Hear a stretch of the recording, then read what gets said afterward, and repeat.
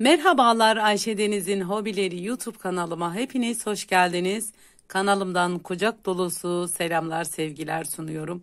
Evet, yine bir iki şiş örgü çalışması ile sizlerle birlikteyiz. Bu videomda sizlere gösterişli, yapımı da bir o kadar kolay bir modelle geldim. Herkesin yapabileceği türde iki sıradan oluşan güzel bir model.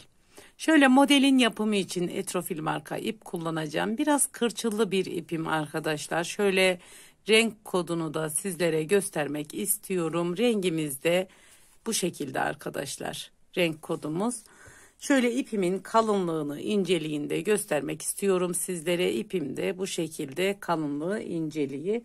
Şiş numaralarım ise 3,5 numara şiş kullanacağım. Sizler ipinizin kalınlığına, inceliğine göre şişler kullanabilirsiniz. Şöyle ip üzerinde bu şekilde verilen şiş numaraları var. Buna 4 numara vermişler ama ben bu 3,5 numarayla yapacağım. Her ipin üzerinde şiş numaraları yazıyor. Hangi şişle kullanacağınız arkadaşlar. Evet, şöyle hemen Bismillahirrahmanirrahim diyelim. Modelimi de sizler beğendiyseniz buyurun birlikte yapalım arkadaşlar. Şöyle ilmekler toplayarak başlıyorum. Bismillahirrahmanirrahim. Şöyle ilmeklerimi toplayarak başlıyorum arkadaşlar. İlmek sayılarımız ne yaparsak yapalım 4 ve 4'ün katları artı 3 ilmek. Tabii kenar bantlarında eklemeniz gerekiyor. Şöyle arkadaşlar, ben sizlere model gösterecek kadar ilmeklerimi toplayıp geliyorum. Tabii ki bu modelin altına sizler lastik güzel yakışıyor. Lastik yapabilirsiniz. Haraşo örgü çok sanırım gitmiyor diye düşünüyorum. Modelimiz biraz kabartmalı bir model. Evet, ben ilmeklerimi toplayıp geliyorum. Evet, şöyle hemen ilmeklerimi topladım. Yine de şöyle gruplar halinde dörtlü dörtlü sayalım. 2 4 bir modelim, 2 4 bir model, 2 4 bir model, 2 4 bir model, 2 4 artı 3 ilmek. 1 2 3 ilmeğimi de hemen ekledim. Burada ipimi şöyle bağlayayım arkadaşlar, bir çözülme olmasın. Hemen başlıyorum. Modelimin ilk sırası olduğu için kenar ilmeğimi önce örüyorum arkadaşlar. Ve bu sıramız örgümün arka yüzünde olduğum için bir sıra ters bir şekilde ön yüzüne geçmek için örgümü örüyorum. Bu örmüş olduğum sıra modelime dahil değildir. Dediğim üzere modelimiz 2 sıradan oluşuyor fakat 4 sırada kendini tamamlıyor. Çünkü örneklerimizin yerlerini değiştiriyoruz. Sizlere bu modeli 4 sırada anlatacağım. Şöyle hemen bu sıramı ters örgü olarak bitiriyorum.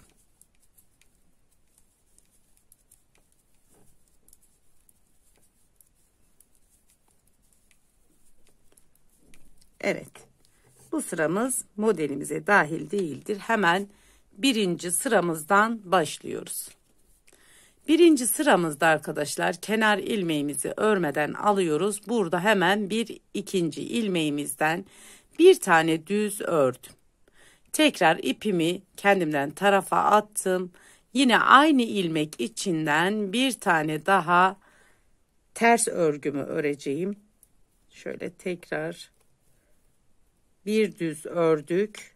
Tekrarlıyorum arkadaşlar. Burada bir karışıklık oldu. Tekrar ters. İpimi yine arka tarafta bir tane düz. Yani bir tane ilmeğimizden 3 tane ilmek çıkardık. Tekrar burada sıradaki 3 tane ilmeğimi ters bir şekilde örüyorum. Yine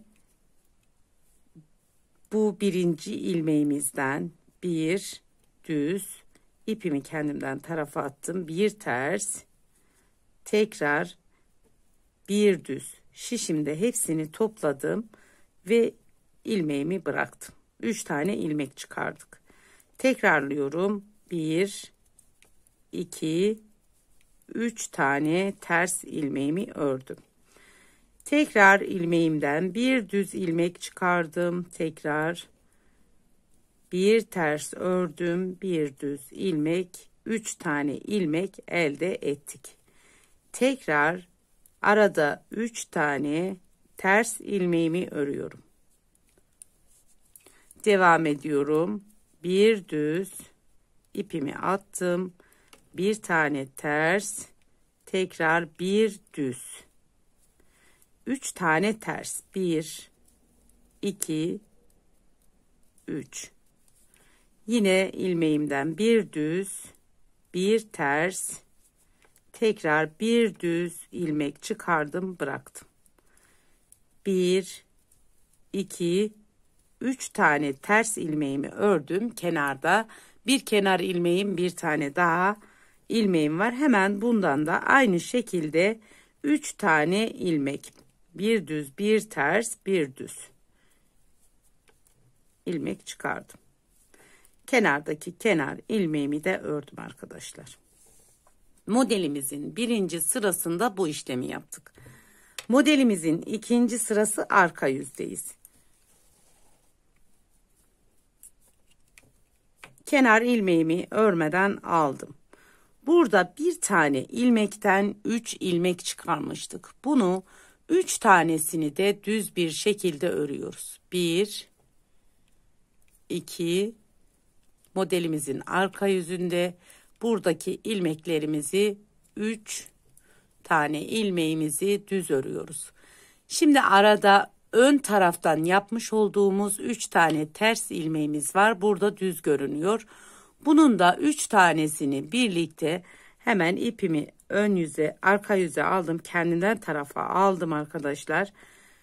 Bu şekilde hepsini birlikte örmüş oldum. Şimdi alt kısımda toplamış olduğumuz ilmeklerimizin yine sayıları aynıya düşürüyoruz. Tekrar buradaki bir ilmekten 3 ilmek çıkardım. Üçünü de düz bir şekilde ördüm. Şimdi yine ipimi kendimden tarafa attım. 3 tane ilmeğimi ters bir şekilde hepsini birlikte kestim. 3 düz, 1 2 3 ilmeğimi ördüm. İpimi kendimden tarafa attım. Yine 3 tane ilmeğimi ters bir şekilde ördüm. 3 tane düz ilmeğimi bir ilmekten çıkarmış olduğum ilmeklerimi düz bir şekilde ördüm. Tekrar buradaki 3 tane ilmeğimi hepsini birlikte ters bir şekilde kestim. Tekrar 1 2 3 ilmeğimi düz ördüm. İpimi kendimden tarafa attım. 3 tane ilmeğimi birlikte ördüm. Tekrar arkadaşlar burada 3 tane son ilmeğim vardı. Bunları düz bir şekilde örüyorum. Kenar ilmeğimi de ördüm. Evet, modelimiz buraya kadar 2 sıradan oluştu. Bir kez kurmuş olduk. Şimdi dediğim üzere modelimiz kendini 4 sırada tamamlıyor. Şimdi örneklerimizin yerlerini kaydırıyoruz arkadaşlar. Bunu da nasıl yapıyoruz? Kenar ilmeğimi örmeden alıyorum. Kenar ilmeğimi örmeden aldım. Burada 3 tane ters ilmeğimi örüyorum. Modelimin ön yüzündeyim. 3 tane ters ilmeğimi ters bir şekilde örüyorum. Kenar ilmeğim ile 4 ilmeğim oldu burada. Şimdi arka yüzde 3 tane ilmeğimizi birden kesmiş olduğumuz hemen ilmeğimizden bir düz ilmek alıyoruz. Yine tekrar bir ters ilmek alıyoruz. Yine tekrar bir düz ilmek alarak bu şekilde yapıyoruz. Tekrar 1 2 3 tane ters. Yine burada yapmış olduğum hemen kesmiş olduğumuz ilmeklerimiz, bir düz ipimi hemen bu tarafa attım. Bir ters, tekrar bir düz şişimde beklettim, sonra bıraktım. Tekrar 1 2 3 ters. Yine burada kesmiş olduğum arka yüzdeki ilmeğimin üzerinden modelimi kuruyorum. bir tane ters, tekrar bir düz ilmek çıkardım. 3 tane ilmek bıraktım. Arada 1, 2, 3 tane ters ilmeğimi ördüm. Şimdi tekrar aynı ilmekten bir düz, bir ters, bir düz ilmek çıkardım. 1, 2, 3 tane ters ilmeğimi ördüm. Tekrar bir düz, şöyle ön tarafa, kendimden tarafa attım. Bir ters, bir düz ilmeğimi ördüm. Kenardaki de 3 tane ilmeğimi ters bir şekilde ördüm. Kenar ilmeğimi de örmüş bulunuyorum arkadaşlar. Şimdi modelimizin arka yüzünde 4. sırasındayız. 4. sırasında ise yine kenar ilmeğimizi örmeden alıyoruz. Burada 3 tane bu şekilde düz ilmeğimiz olacak arkadaşlar. Hemen şöyle ipimi kendimden taraf alıp 3 tane ilmeğimi hemen bir seferde bu şekilde kestim. Burada 3 tane çıkarmış olduğumuz ilmeklerimiz var. Bunları da arka yüzünde düz bir şekilde örüyoruz. 3 tanesini 1, 2, 3. Yine burada 3 tane düz ilmeğim, ön tarafta ters olarak ördüğümüz ilmeğimizi bu şekilde hepsini birlikte ters bir şekilde örüyorum. Tekrar 1, 2, 3 tane bir ilmekten çıkarmış olduğum ilmeğimi düz örüyorum. İpimi kendimden taraf atıp tek seferde bir kere ters örüyorum. 1, 2, 3 düzümü ördüm. Yine ipimi kendimden tarafa attım. Bir seferde bu şekilde ters ördüm. 3 düz ilmeğim 1, 2, 3. 3 tanesini birlikte ör. 1, 2, 3 düz ilmeğim kenarda yine aynı işlemimiz. Hepsini birlikte ördüm. Kenar ilmeğimi de ördüm. Yine burada yapmış olduğumuzu sıra sonunda da tekrarlamış olduk. Evet arkadaşlar, modelimizi bir kez kurmuş olduk. Yani 4 sırada oluşturduk. Modelimizi bir kez kurmuş olduk. Hemen yeni başlayanlar olduğu için şöyle hemen bir sırasını nasıl yapıyorduk burada? İlk başta yapmış olduğumuz yere döndük şimdi. Kenar ilmeğimizi aldık. Burada hemen ilk ilmeğimiz, bakın arkadaşlar, burada arkadan kesmiş olduğumuz ilmeğimizden bir düz alıp hemen ön tarafa, kendimizden tarafa bir ters bir düz örüp arada 3 tane ilmeğimizi ters bir şekilde örüyoruz. İşte modelimiz kendini tekrar etmiş oluyor. Evet arkadaşlar, şöyle ben daha önce yapmış olduğum modelimi tekrar, ilerlemiş olan modelimi sizlere göstermek istiyorum. Evet, şöyle daha önce yapmış olduğum modelimi göstereyim sizlere. Şöyle farklı açılardan biraz koyu renkli ip ile yaptığım için aslında açık ve net konuşayım, modelim kendini göstermedi. Ne yapıyoruz? Bu modeli açık renkli iplere denemekte yarar var. Şöyle bu da sizlerle birlikte yapmış olduğum modelim. Şöyle farklı açılardan yine de göstereyim sizlere. Şöyle arkadaşlar, gerçekten aslında çok hoş bir model. Şöyle kabartmalı bir model.